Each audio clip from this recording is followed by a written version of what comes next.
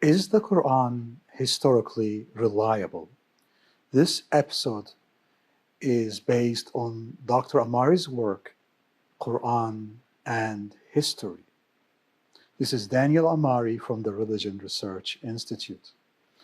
This episode is about Antioch. In this episode, we investigate a narration of the Quran about a city that was exterminated instantly by a cry. In the last 3 episodes, the Quran stated that a cry was used to exterminate nations and tribes, such as Ad and Thamud and Midian. In this episode, we examine a city that was supposedly exterminated by that same cry. So let's look at the Quranic claims about Antioch. From Surah 36, verse 13 and 14, it says, "And set out to them an example of the people of the city, when the messengers came to it. When we sent to them too, they rejected both of them. Then we strengthened. They said, Our Lord knows what we are most surely messengers to you." And we read from verses 17, 18, and 19 from Surah 36. "And nothing devolves on us but a clear deliverance of the message. They said, Surely we augur evil from you. If you do not desist, we will certainly stone you, and there shall certainly afflict you with painful chastisement from us. It was not but a single cry, and lo, they were extinct." Analysis of these verses. Quran talks about a city that was sent by Ar-Rahman, Allah. 2 messengers first, then followed by a 3rd messenger. The city did not listen, but threatened the messengers with stoning, so it was utterly destroyed by the mythical cry. Muhammad in the Hadith specified exact identity of the city. It's the city of the Antioch.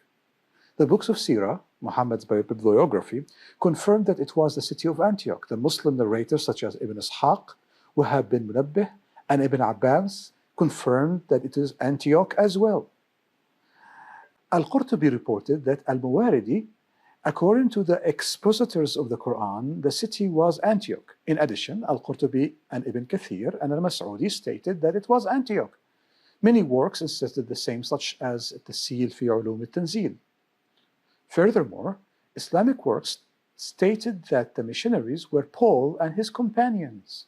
The Quran surely had in mind Paul and Barnabas as they preached in Antioch.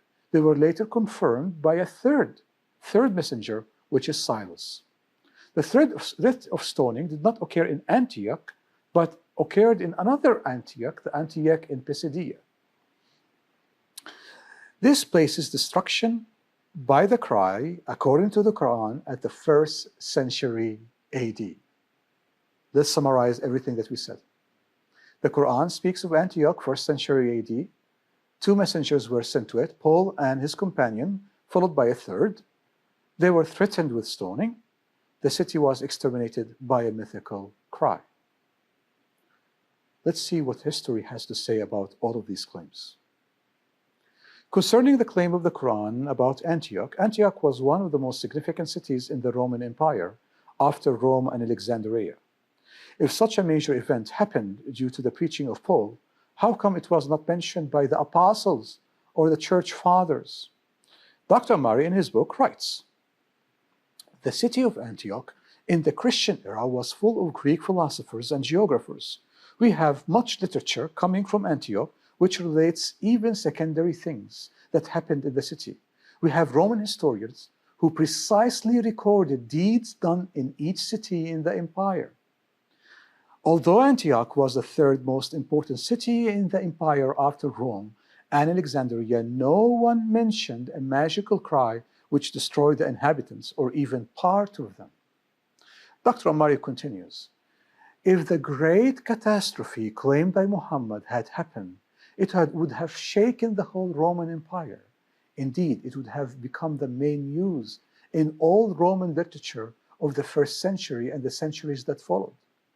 Evidently, the claim that the city Antioch was instantly destroyed by one mythical cry in the 1st century AD is problematic. Ibn Ishaq, depending on Wahab bin Munabbih and Ka'b al-Ahbar, and supported by Qatada and Abdullah bin Abbas, tried to make the claims of the Quran appear more historical. Therefore, Ibn Ishaq claimed that Antioch was ruled by a pharaoh whose name is Antiochus, son of Antiochus, son of Antiochus. The three missionaries were named Sadiq, Sa'duk, and Shalom. Then Allah exterminated the pharaohs and all of the inhabitants of the Antioch. They disappeared from the face of the earth. Ibn Ishaq, in his attempt to save the Quran, made it even worse. First, the city of Antioch was built in 300 BC by Seleucus Nicator, one of the four leaders who succeeded Alexander the Great. Second, the pharaohs had died long before the city Antioch was ever even founded. Third, the pharaohs lived in Egypt, not on the border of Syria and Asia Minor, where Antioch is located. Fourth, Antiochus is a Greek title, but the city was ruled by a Roman, not Greeks, during the Christian era. Let's look at the sources of the Quran. Muhammad heard multiple stories about the missions of Paul and his companions. Clearly, he confused two Antioch cities. First, the main city Antioch, which was visited by Paul and Barnabas, and later supported by Silas, as the Quran indicates. Second, the Antioch of Pisidia, where the incident of Paul and stoning occurred. But furthermore, he added to them the destruction of the city by the magical cry. The magical mythical cry.